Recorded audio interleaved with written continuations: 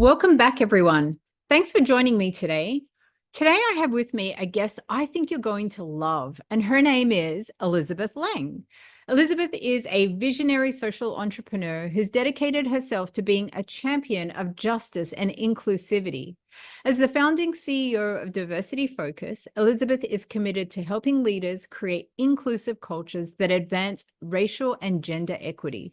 Elizabeth is also the innovative mind behind Main Camps, a new Australian-based venture ensuring accessibility to water sports for individuals with voluminous hair. How amazing is that?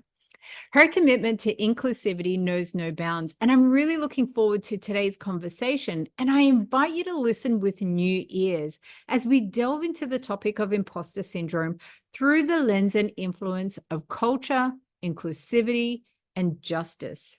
I have to say there's some real gold in this interview, so let's get into it.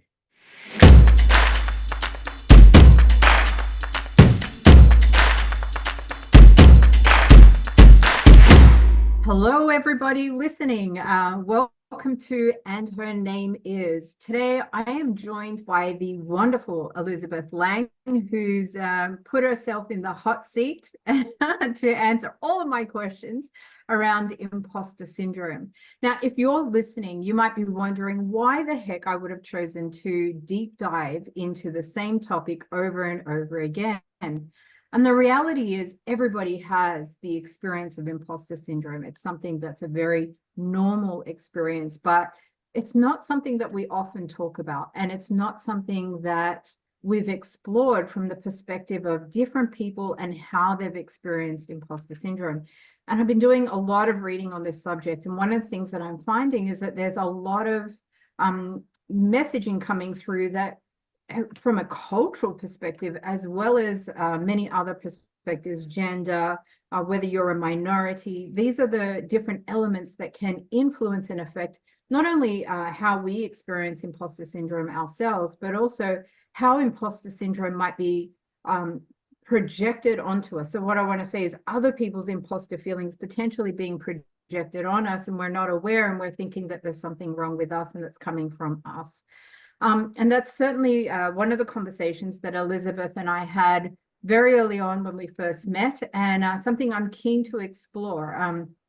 So Elizabeth, you know, I've told our guests a little bit about you, but why don't you introduce yourself to us and let us know who you are, what you're doing, and, you know, some of the work that you're up to in this world. Yeah, absolutely. Well, firstly, I just want to say thank you for having me. And it's great to be engaging with yourself as well as your listeners and viewers today. So as mentioned, my name is Elizabeth Lang. I founded Diversity Focus in 2017. Prior to that, I had worked in equity and inclusion as a trainer and worked for other providers. And it kind of started probably I'd say about 15 years ago. I kind of embarked in the area.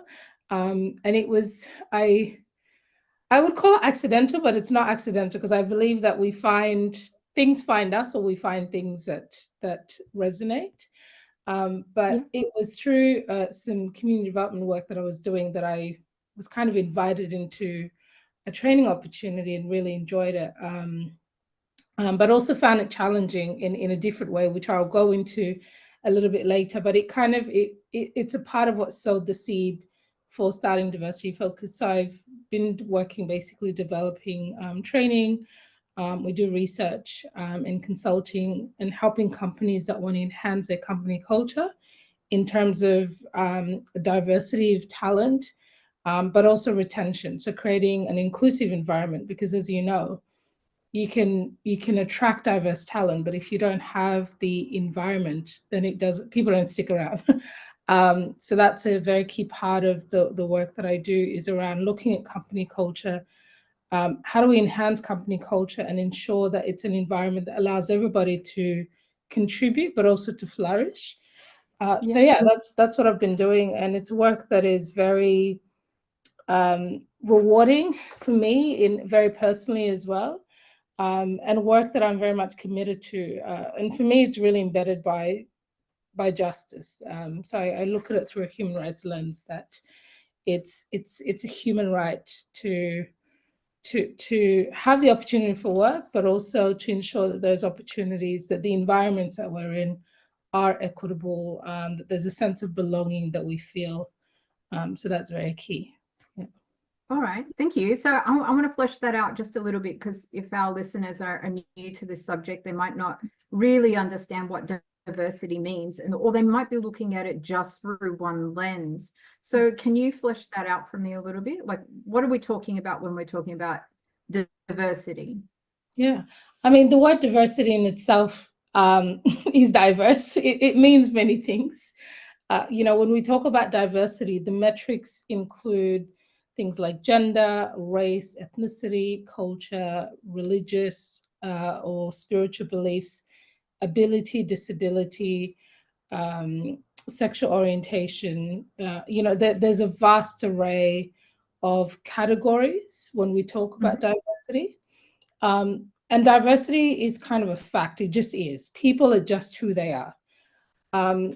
Inclusion, on the other hand, and the two are often conflated, but they're actually different. Diversity is the vast array, I guess, of differences that people bring or people have in terms of identity. Inclusion is more around what is done to create an environment that is safe, that allows people to feel a sense of belonging. So inclusion actually requires action. Like, diversity is just a fact of life. Inclusion has to be created, it has to be cultivated. It doesn't just happen. So that's kind of the main difference between the two. Yeah. All right, I'm going to be very devil's advocate here, but why doesn't it just happen? Like, I mean, what do we need to know as far as inclusion is concerned? And what are some of the signals that sort of indicate that it's happening versus it's not happening? And can you go into that just a little bit? Yeah, absolutely. I mean, it doesn't just happen because, as I've said, it has to be cultivated, because when we talk about, so I'll give you an example, and I think this will put it into context. If somebody joins, say, a board, and the board is, so say as a woman, I join a board, and in the board there's 6 white men, and I'm the 7th person to join that board. Now, as a Black woman, of course, I could contribute to the board in any way that I would. But in terms of feeling included, if I show up to the board meeting, and in the first meeting that I kind of introduce myself, and maybe the first 1 or 2 meeting I might be a little bit quiet because I'm still learning and I'm trying to take in as much as I can. And by the 3rd meeting, I start, for example, speaking up more, making suggestions. And if each time I make a suggestion, it's disregarded or there's no acknowledgement, the first time it happens, I might go, oh, maybe they didn't hear me, or maybe, maybe that comment kind of, took people in different direction. But if that keeps happening consistently, each and every single time I make a comment, then there's a pattern of behavior there. It's not actually accidental, and it's not in my mind. It's a reality that the people that I'm, my fellow board members, the feeling that I have is that my voice is not valued, and I won't feel a sense of inclusion within that dynamic, because each time I speak, I see the difference in how my comments are received or not received versus how somebody else speaks. Or even worse, and this has happened, I might say something and it's completely disregarded. And then Mark says the exact same thing that I said 5 minutes ago and was ignored. And everybody's like, oh my goodness, this is like the most innovative idea. And I'm thinking, I said that 5 minutes ago, but nobody heard me, or people just didn't acknowledge. But now it's like this phenomenal idea, and people are running with it as Mark's idea. And it sounds petty when you start listing these things, but that's the reality of how it happens. And so when, if I use that example, when that happens in any scenario, it may not be a board meeting, it could be in the workplace, could be as part of a team, etc. But if people consistently feel a sense of, if people don't feel a sense of belonging, and that is signaled by the behavior of the people around them, and it's signaled by how people respond or don't respond to them when they speak, for example, then there's a natural sense of exclusion that person feels. So you don't feel a sense of belonging. So I guess that how you know really comes back to individual people's experiences. People feel like they don't belong, Mm. because the signals that they're getting, or the way that they're being treated. And a lot of the time it's not kind of in your face, it's very micro behaviors. So it can be very difficult for the person on the receiving end to explain to somebody and say, I don't feel included. Because then when you're asked, well, what do you mean, and you start listing like some of the examples I gave, then it sounds like, oh, you're just being really petty. Like, are you keeping a record of every minute thing that is done?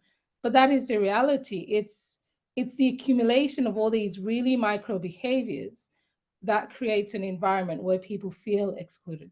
So inclusion, on the other end, is a scenario where my voice is equally as valued. If I share an opinion, or share an idea, that people just don't ignore it, and the conversation flows, that there's an acknowledgement of what I've said in the same way that there's an acknowledgement of what another board member has said.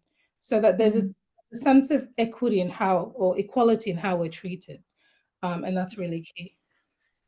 Yeah, it's an interesting point, right? Because when we define imposter syndrome, it's a fear of exposure around your accomplishments and your successes, but because there's doubt around that. But that doubt, you know, it's not stipulated whether that's doubt that's coming from inside of you because of your own feelings of inadequacy, or those that are projected towards you. So like when you're talking about those scenarios that you just outlined, like where were you in that? Because I've been in those situations myself, and I'm sure lots of people listening would have those same feelings where they've been in those positions where they've raised an idea and nobody's heard it, and somebody else has said it, or everyone else jumps on it, right? So how did you manage that? Like what was the feeling going on for you at that time? I think for me, it's always really challenging when you're in the moment, right? Because when it's all happening at once, you're in your feelings, because obviously you're kind of getting the direct impact of what's happening around you. And it can be really challenging in that moment to intervene in a way to kind of bring it to light, because you're kind of in it. And sometimes it's not until you step out of that environment and you reflect, because things happen really quickly when you're in a meeting, or when you're having a discussion. The pace of how things happen is so quick, like things just move along.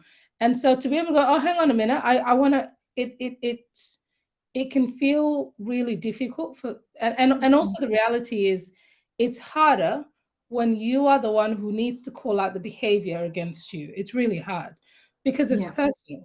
Yeah.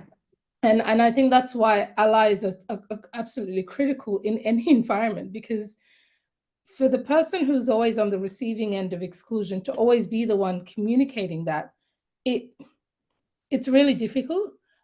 So I think for me, it's not until I've stepped back that I kind of go, oh gosh, and you see things much more clearly.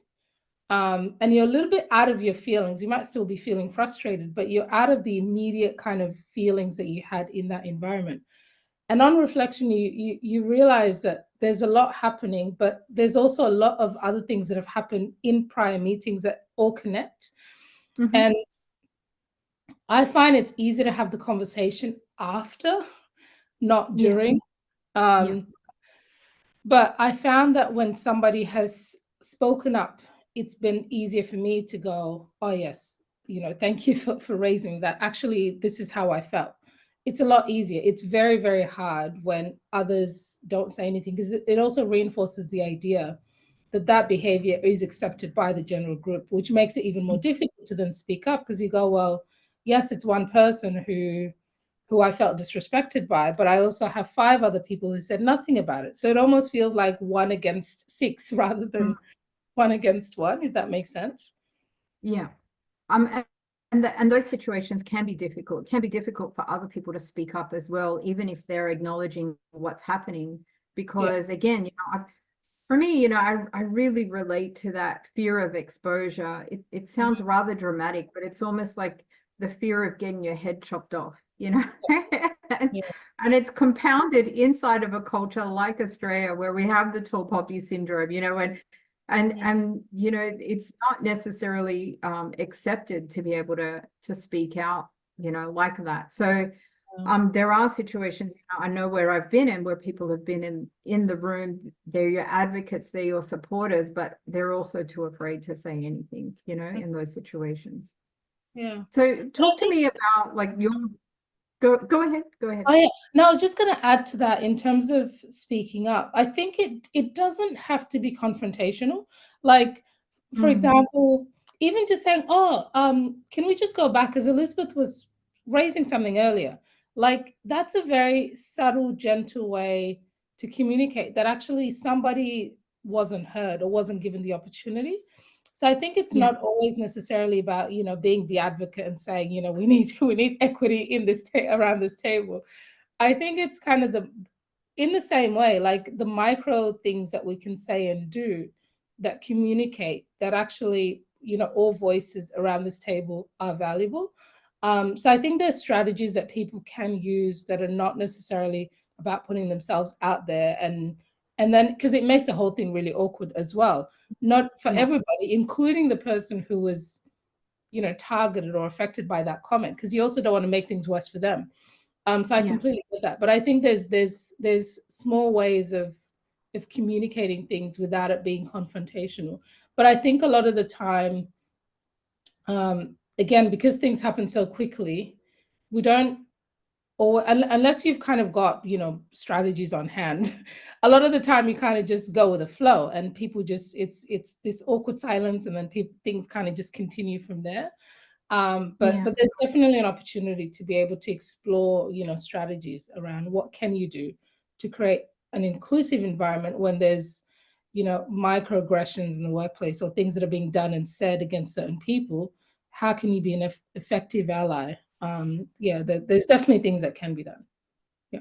and I guess, sort of giving the benefit of the doubt as well. Sometimes I think if they're just practices that people have done, they're quite unconscious. They're not even aware they're doing it. And on the Exactly. flip side, like I said, having communication strategies that are not confrontational, just Mm. say, hey, it's almost coming from a level of just respect for people and for everybody to be able to be heard and validated. And you might not agree, but you're still giving them that opportunity to say their piece.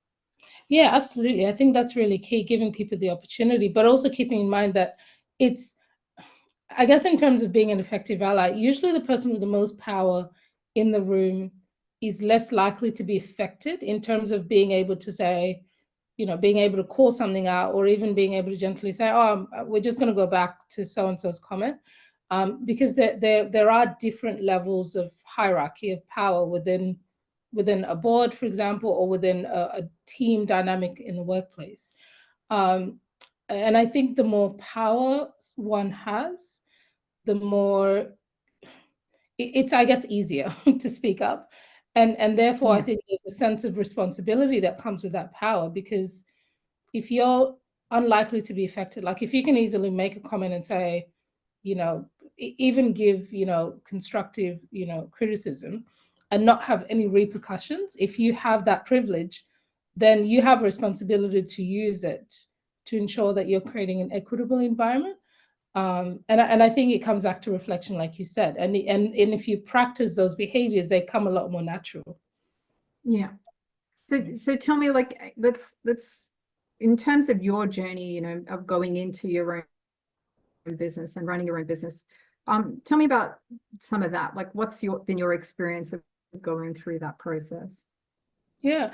Um, I mean, I could tell you stories for days, but I mean, firstly, I'll say it's been an amazing journey in that I've learned and continue to learn so much, because I came into it with knowledge of kind of my subject matter, and knowing what it is that I do. But in terms of the business aspect, there was a lot of learning, and still have a lot of learning to be gained. So I think that's been incredible. I've grown tremendously through that experience. I've learned things that I never thought I would learn. So it's been rewarding in that sense, just in terms of my own personal and professional growth.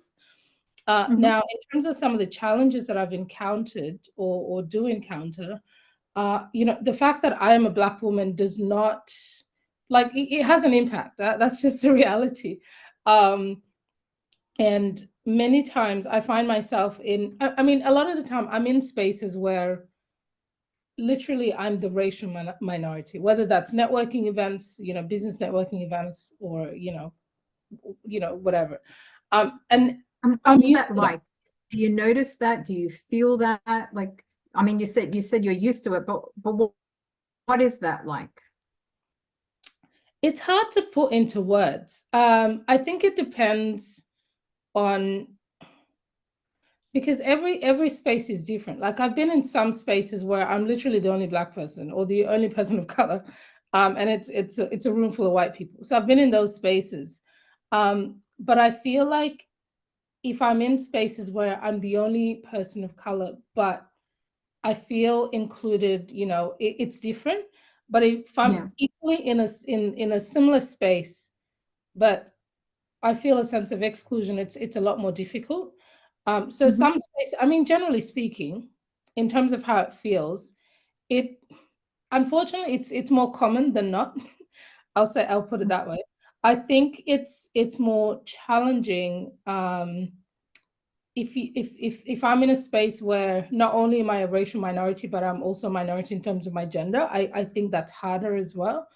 Yeah. Uh, but it's difficult to put into words because I've grown up in Australia and it's always been my experience. So Mhm. it's yeah, it's I don't have a comparison to go, this is how it feels, because it's what I've always received, I guess. So it's what I've always kind of had. Um, but I mean, obviously it would be nice to see more people that look like myself, in various spaces. I think that's always really important. We talk about the importance of representation. And representation is not only about feeling good because there's somebody that looks like you in that space. It's a lot deeper than that. It gives you a sense of, like, deep affirmation that you are, like, your identity is, your voice and your experience is valued. And I think that Mhm. that is what representation communicates. It's not just, a feeling, oh yeah, I feel great because there's someone that looks like me. It's also about a sense of connection and feeling a sense of belonging. Yeah. But unfortunately, that's not very common for me. Um, many times I am a minority in many spaces. So have you had to find a way of developing skills and capabilities within yourself to make it, like so that you're not reliant on that external environment to feel those things for yourself? Yeah, absolutely. It's the only way I could exist, in those environments and actually navigate them, is by having a strong sense of self and a strong sense of, a self-worth, um, and a strong sense of Mhm. identity in terms of being secure in who I am. I think Yeah. without that, I would not go into those spaces, because I know people that are like, no, I can't go there because it's I don't feel safe. If you don't Mm. build the kind of internal armor, then it's really difficult to go out into the world that constantly communicates that you don't belong.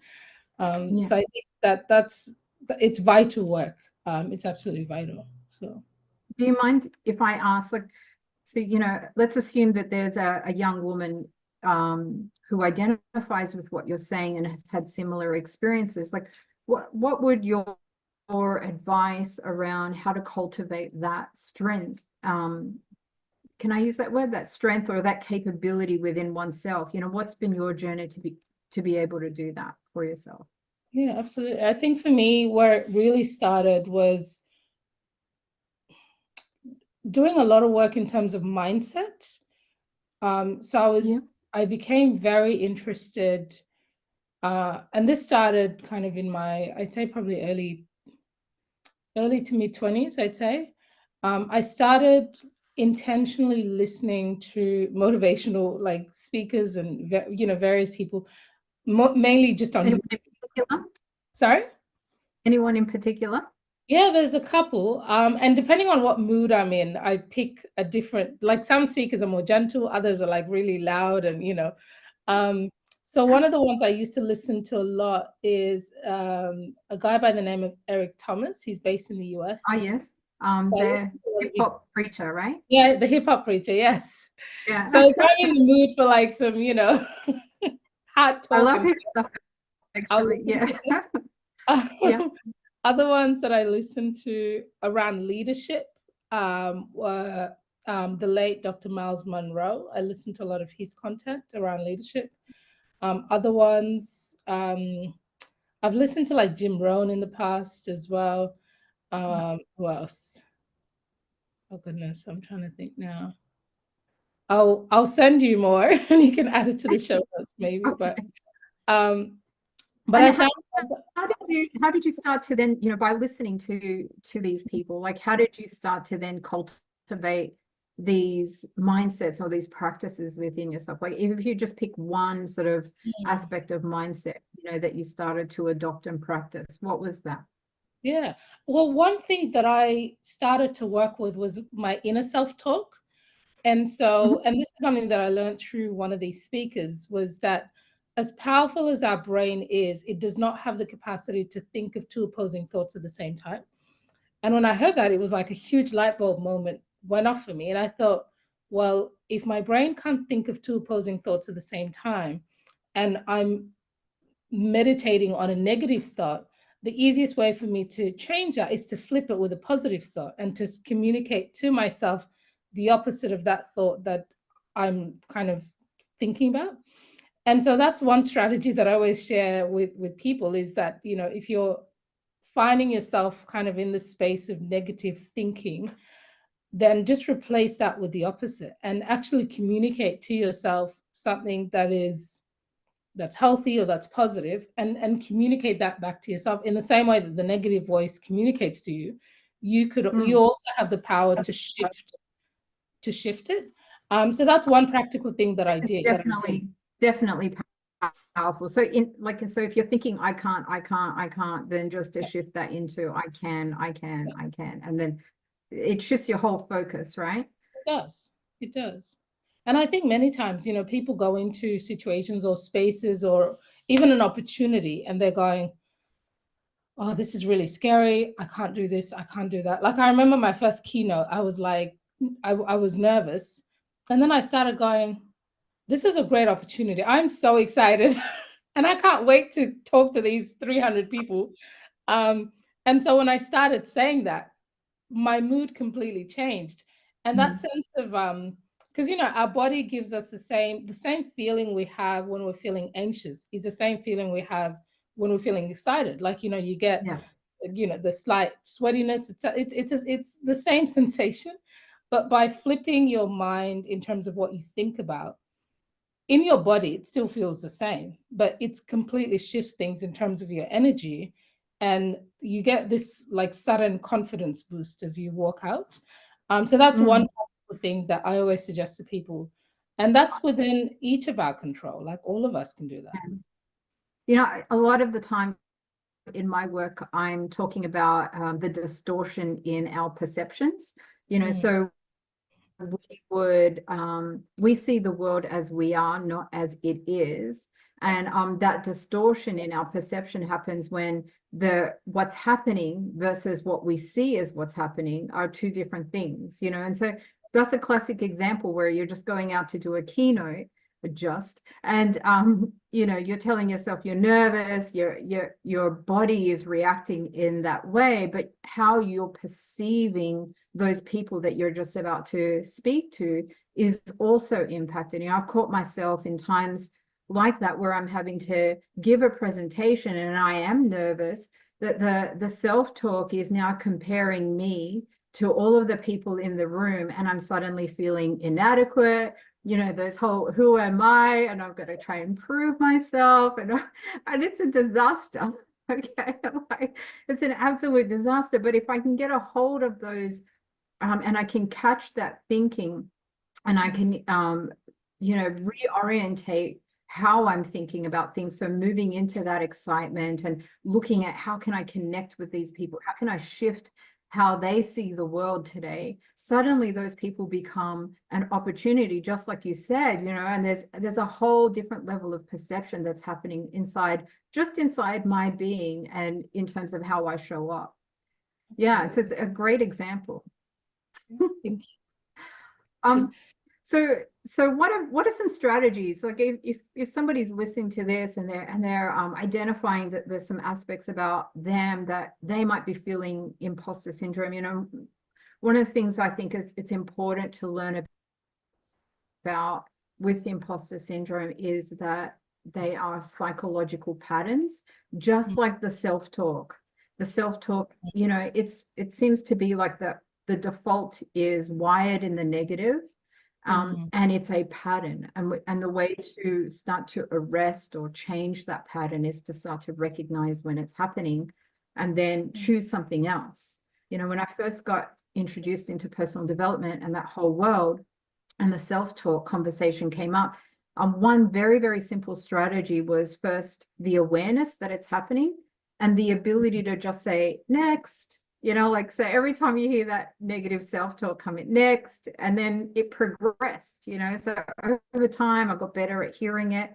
And then it went, next, I only want to hear good things today. So if you don't have anything good to say to me, I can move on, and just start to get my warped sense of humor for you, but just to start to get a bit playful with it, and then eventually shift into exactly what you said, starting to go, okay, what do I want to feel, and starting to take charge of that. Like, how do I want to have this experience? What can I, how do I want to show up in these situations? Yeah, it's a great example. Thank you. And any other, like in terms of mindset that has really influenced how you're able to deal with your own imposter feelings when they come up? Yeah, because they never go away, do they? No, they don't. They don't go away, and they kind of adapt and change as you adapt and change as well. I think that's interesting. Do you want to say more about that?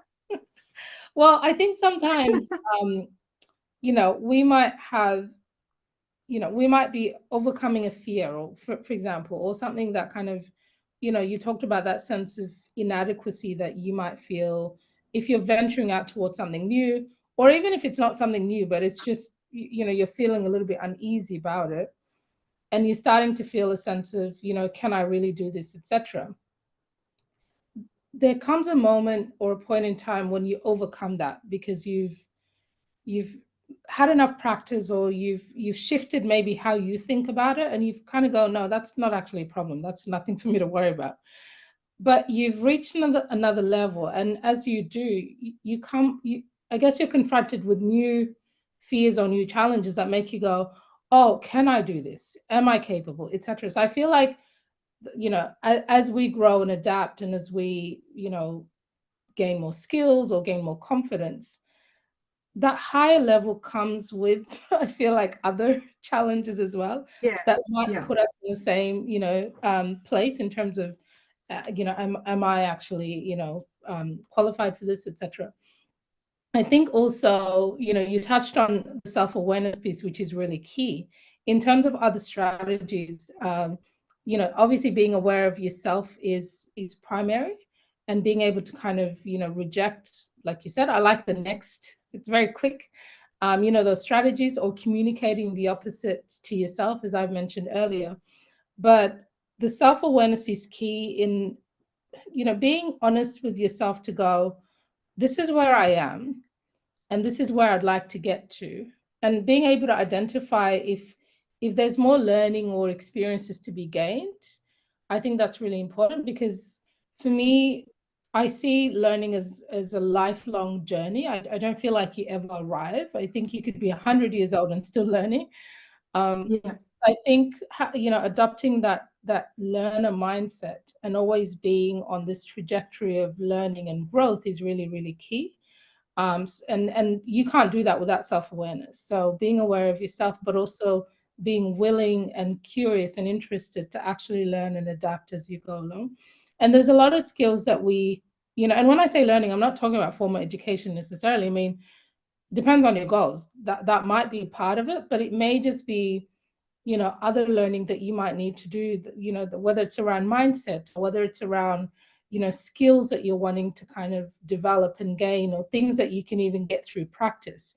There's a lot of learning to be gained just by us putting ourselves in experiences or in situations and opportunities that allows us to grow. And sometimes we hold ourselves back if there is a sense of fear. So I think that's a big part of it. But I also feel like many times, as you touched on earlier, that with imposter syndrome, it may not necessarily be that we are inadequate or that we don't, have the confidence, for example. I was catching up with a friend a while back, and she mentioned this to me, and it was completely mind-blowing when she said that another way to think about imposter syndrome, because we always talk about it like, oh, you've got an internal sense of inadequacy. It's not necessarily that. It's sometimes you are reading or taking on, the beliefs of those around you, and you start to internalize that and think that you're inadequate, but you're not actually. You actually know that you're not inadequate. You believe you're very capable, but maybe the people around you don't see you as capable, or they question your competence, etc. So you start to kind of internalize those beliefs or those ideas. I think without the self-awareness piece, it's very difficult to reject that and to go, that is somebody's problem, not mine. And I'm not got what they're projecting to me. I'm not going to internalize that.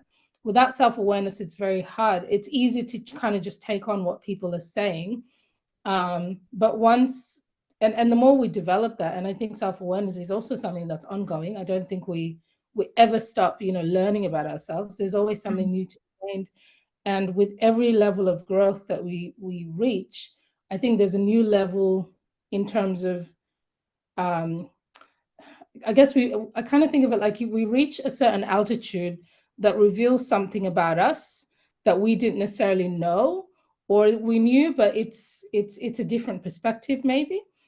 Yeah. And that only comes with the ongoing learning and development. So I think that's really key, is the self-awareness to be able to go, I'm going to reject that because that's not actually my belief. And I'm not going to take on what is being projected to me. I'm going to reject that completely. Yeah. Similar to like the next comment, to be able to go, no, I'm not taking. I think the self-awareness piece is critical. As somebody who I'm first generation Australian. My parents are from Mauritius. They obviously migrated at this, and the family collective, was the community, aunties, uncles, cousins, and things like that. But going to school, I was different. Even though I was in a school full of other migrants, I was still different. There's still that level of you don't belong here. And I was the only girl amongst a whole group of boys, in my family. So there's these compounding, you don't belong here or you're different kind of scenarios. And it's very, at least when I was growing up, there was a lot of projection about how you should be, given that you're female, what you needed to do, the roles, the expectations, all of that sort of stuff.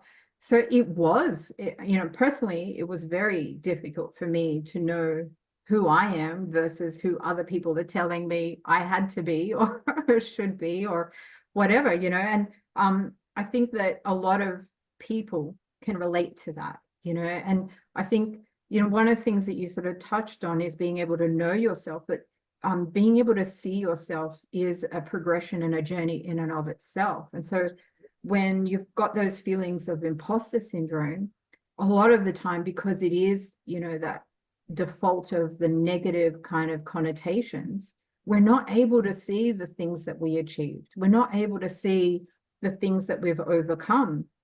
And one of the strategies I've learned for myself, but also, teach other people, is being able to like literally look at the timeline of your life and highlight those positives, however minuscule they happen to be, because we all live in a different context of life. And for some of us, just getting out of bed in the morning is a huge accomplishment based on whatever challenges we're dealing with, right?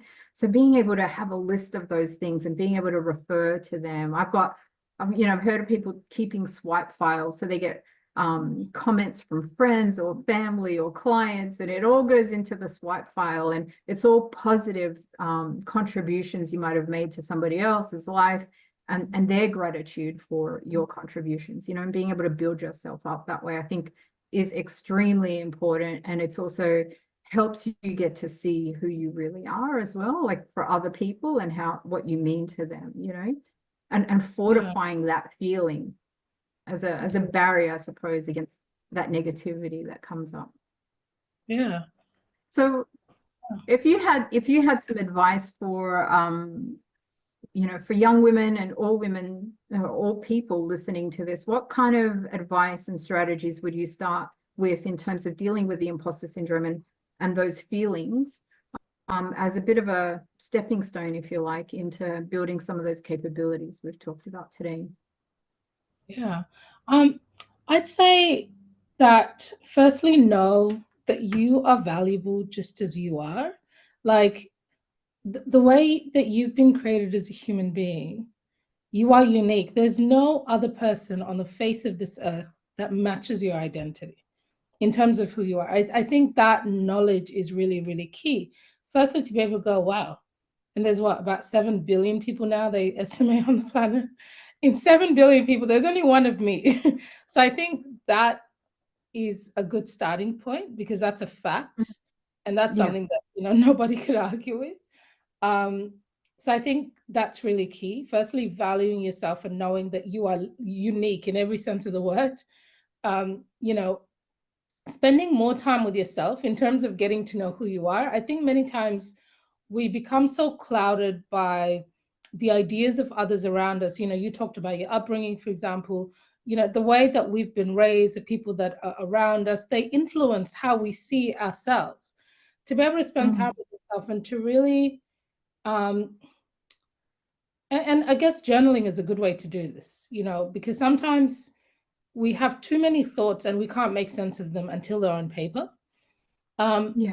But even starting off with, like, who am I? What are my interests? What are my skills? What am I good at? What can I do without even thinking? Because we all have talents and things that are unique. And it's not about how major the thing is. It doesn't matter how big or small it is.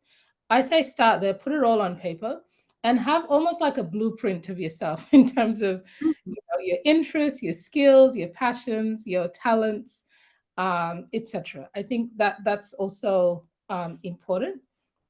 And then once you start to kind of firstly, acknowledge the fact that you are unique, start doing a little bit of work around, who am I as a person, then start exploring more around, what do I feel drawn to do? What do I feel called to do? And I guess this is more specific for someone who might be on a bit of a journey of discovery. Maybe they don't know, what direction they want to go career-wise in terms of their interests, employment, etc. So it can be valuable to kind of start Never with. gave permission to do. Sorry? I said, or never gave themselves permission to do. Exactly. Like, I've got Or this never gave. Absolutely. I mean, there's people that completely change careers because they go, what I've been doing for the last 10 years wasn't actually my thing. It was what I thought I needed to do. It was what I thought I was, or what I was told, I was good at. And my interest is actually something completely different. So you're right. It could be also somebody who might be very well accomplished in a career or a particular area where they go, actually, there's something else that I feel like I'm wanting to explore. And being comfortable with the discomfort that comes with the uncertainty, because it's a very uncomfortable exercise.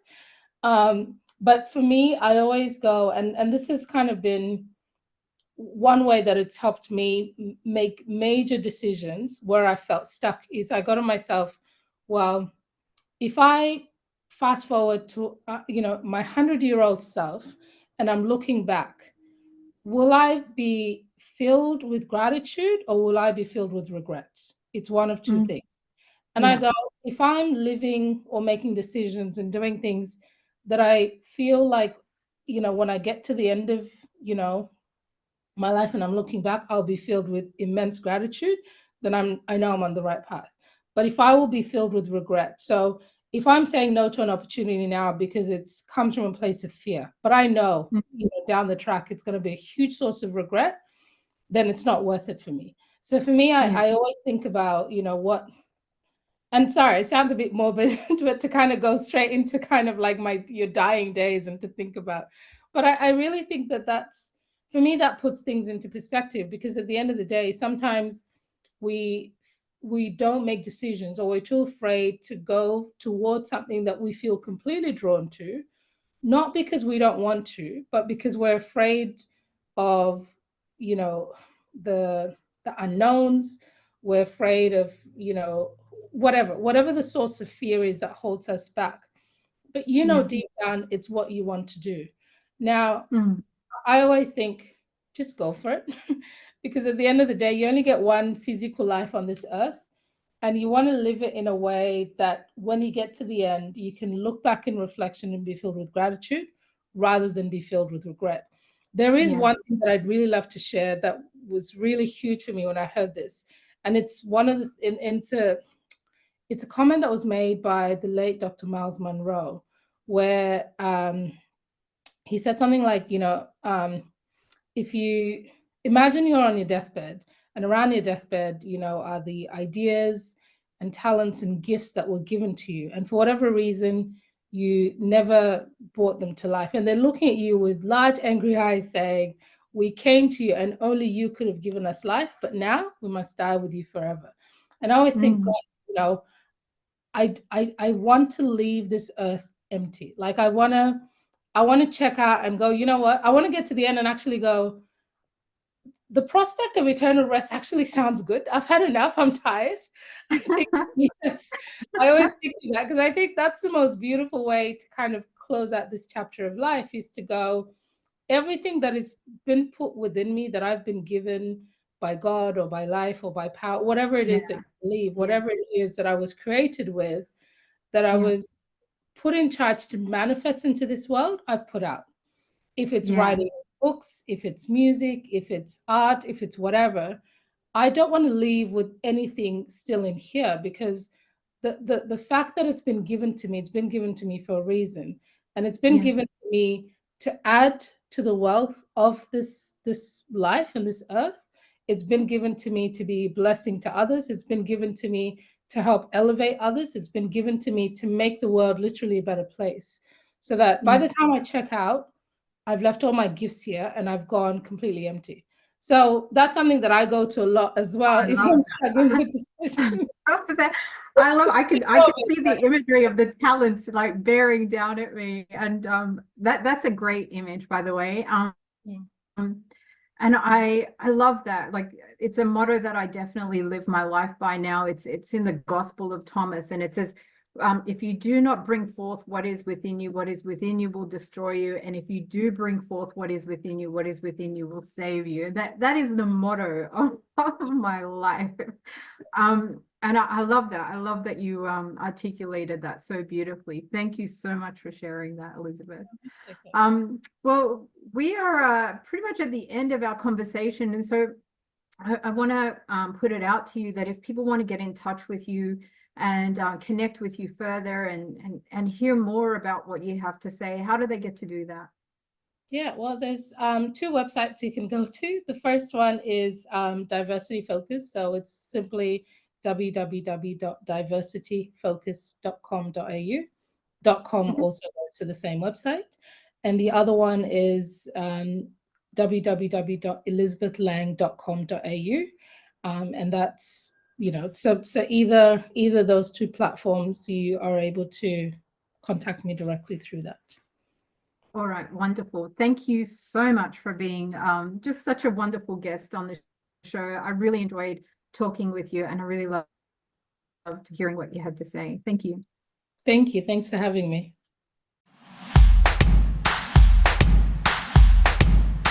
Hey, I hope you enjoyed the episode. Leave me a comment and let me know what was your biggest takeaway. And if while you were listening, somebody popped into your mind and you know that they would benefit from listening to this, be sure to send the link to them. This series is just getting started, so go ahead and subscribe and hit that notification bell so you'll know when our next episode drops. If you liked what you heard and you want to know more, be sure to check out the show notes.